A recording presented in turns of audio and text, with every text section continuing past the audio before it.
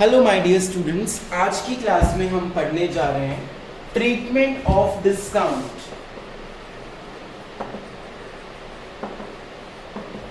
In accounting equations. बहुत ही interesting topic है ये, you will love it. Discount can be here categorized into two: discount allowed और discount received.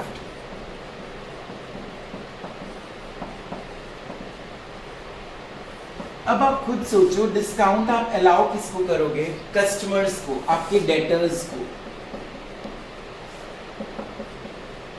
और discount receive किससे करोगे? आपके क्रेडिटर्स से, जिनको आप पेमेंट करते हो।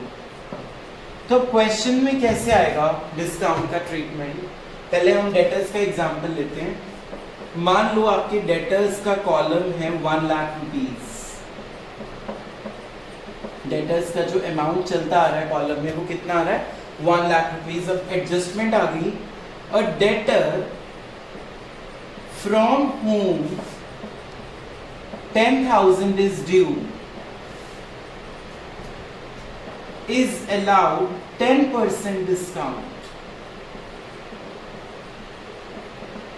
मतलब एक डेटर था 10,000 का, उससे हमने 10,000 लेने थे, लेकिन हमने उसको डिस्काउंट दे दिया 10%। मतलब इन शॉर्ट 10,000 का 10% होता है 1,000 रुपीज। तो इन शॉर्ट हमने 1,000 रुपीज उसको डिस्काउंट दिया है, तो मुझे पैसे कितने मिले होंगे उससे?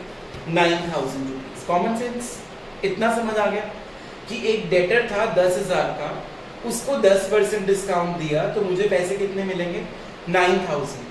तो अब मेरे को पैसे मिल गए, तो कैश में 9,000 ऐड हो जाएगा।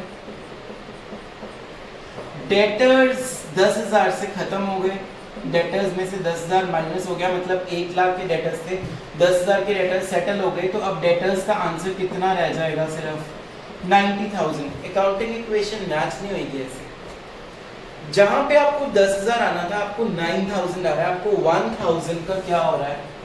लॉस हो रहा है। क्या हो रहा है? लॉस हो रहा है। अब ये जो लॉस है, ये कैपिटल से क्या कर देंगे हम? माइनस कर देंगे। समझ में आया? तो जो डेटर होगा, उससे जो पैसा आपने लेना है, अगर आप उसको डिस्काउंट दे रहे हो, तो जो डिस्काउंट आप उसको दे रहे हो वो आपका लॉस है। Common sense.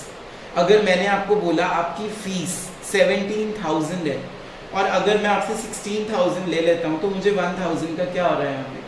लॉस। तो लॉस को हम कैपिटल से क्या कर देते होते हैं? माइनस। अब आ जाओ इसकी सेकेंड पार्ट पे। मान लीजिए क्रेडिटर्स की कॉलम का टोटल है 2 लाख रुपीस। क्रेडिटर्स का कॉलम का टोटल है 2 लाख रुपीस।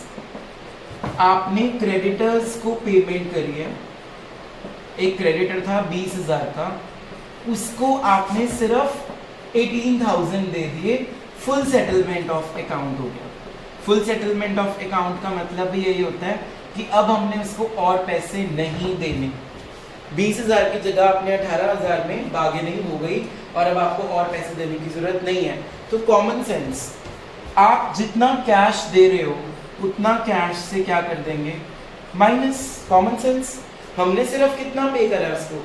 20,000 देना था, कितना दिया है? 18,000। तो कैश में से 18,000 क्या हो जाएगा? माइनस। दूसरा, क्रेडिटर्स पूरे के पूरे 20,000 से माइनस हो जाएंगे, क्योंकि अब हमने उनको और पैसा नहीं देना। बच्चों, जहां 20,000 देना है, दिया 18 है, आपको 2,000 का क्या हो गया? प्रॉफिट हो गया। तो ये प्रॉफिट आप अपनी कैपिटल के अंदर क्या कर दोगे? ऐड कर दोगे।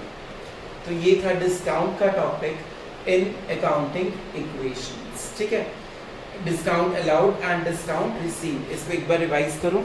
जब आप डिस्काउंट अलाउ करते हो, मतलब आप अपने डेटर को डिस्काउंट अलाउ करते हो, है ना, तो आपको लॉस होता है। जब आप डिस्काउंट रिसीव करते हो, मतलब आप क्रेडिटर से डिस्काउंट रिसीव करते हो, तो आपको प्रॉफिट होता है। तो इस चीज़ को समझने में, या इस चीज़ को हम लैंग्वेज वाइज बोले, तो क्वेश्चन में क्या क्या वर्डिंग्स आ सकती हैं?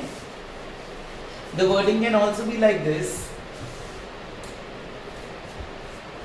a debtor who owed us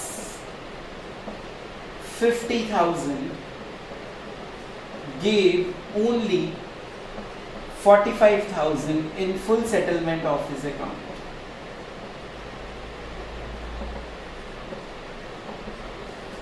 $50,000 जिससे लेना था, हमने सिर्फ कितने लिए? 45,000। तो कैश में 45,000 मिल गए, ऐड हो जाएंगे। डेटर्स में से 50,000 अब में नहीं मिलेगा, माइनस हो गया। आपको जहाँ 50 मिलना था 45 मिल रहा है, आपको लॉस हो गया कितने का? 5,000 का। वो आपकी कैपिटल से क्या हो जाएगा? माइनस।